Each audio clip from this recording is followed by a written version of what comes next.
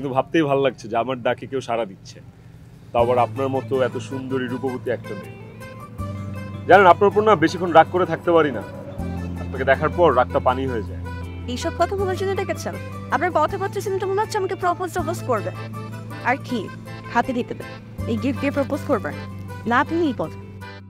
ওমা, আমি কখন বললাম আমি আপনাকে প্রপোজ করব? বলেছি?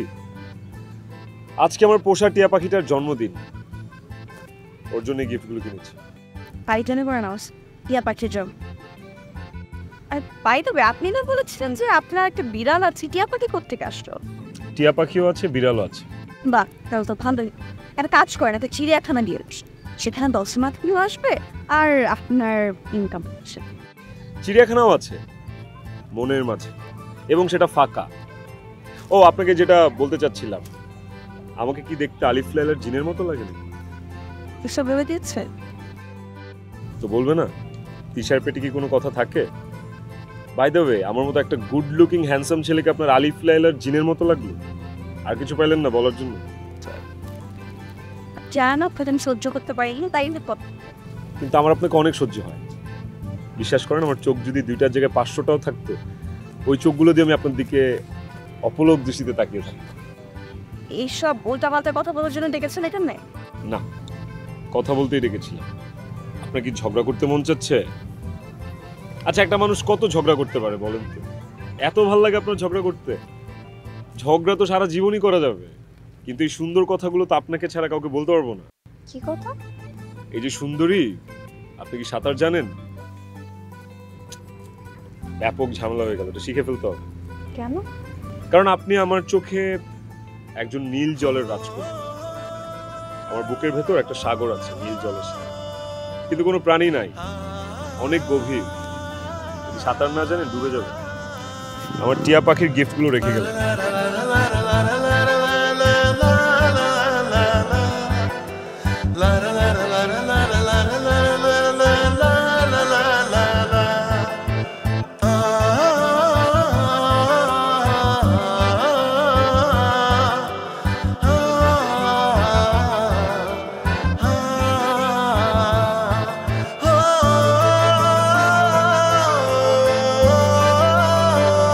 আসসালামু আলাইকুম আম্মু, কেমন আছো?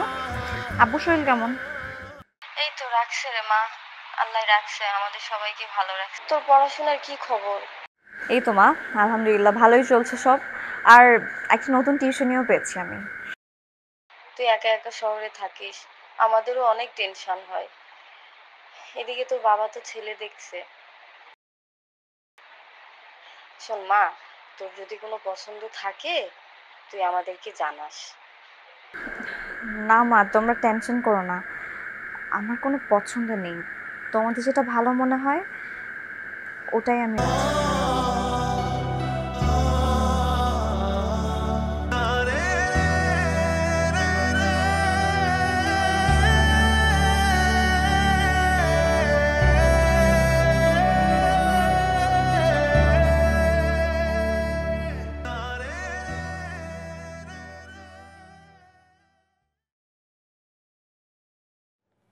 এখানে দুটো এক্সাম্পল ওরা দিয়েছে।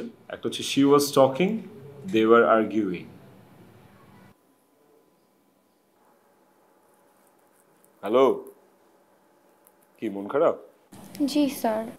কি হয়েছে? স্যার কিছুদিন যাবত না ম্যাডাম আমাকে পড়াতে আসছে না। ইদানিং সে আমাকে অনেক আদর করতো, একদম আপনার মতো। তাই আমার মনটা অনেক খারাপ। ম্যাডাম কি কিছু বলেছে যে ম্যাডাম অসুস্থ কিংবা বাড়িতে গেছে অথবা ঘুরতে গেছে, এমন কিছু? তেমন কিছু তো বলেনি, কিন্তু ম্যাডাম আমার মামাকে ফোন দিয়ে বলেছে সে আমাকে আর পড়াতে আসবে না।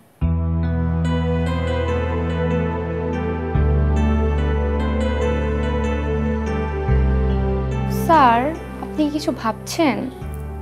না, তুমি এক কাজ করো, তুমি একটু এই প্যাসেজটা পড়ো, পড়ে ফাইন্ড আউট করো এখানে পাস্ট কন্টিনিউয়াস টেন্স কি কি আছে।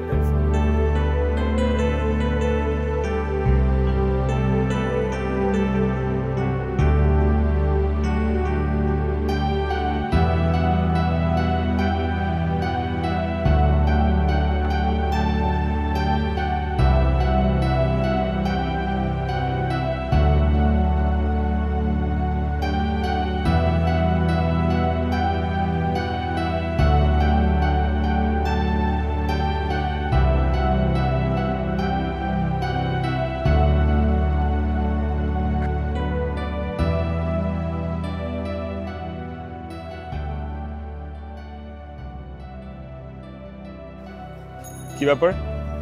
আপনার কোথাও কোনো খোঁজ খবর নাই? ফোনের পর ফোন দিয়ে যাই, ফোনে ফোন ঢুকে না, দু একবার ঢুকলে ফোনটা রিসিভ হয় না। হুট করে পড়ানো আসা বন্ধ করে দিয়েছেন। কোথায় গিয়েছেন, আছেন কিনা দেশে, সেগুলোও তো জানি না।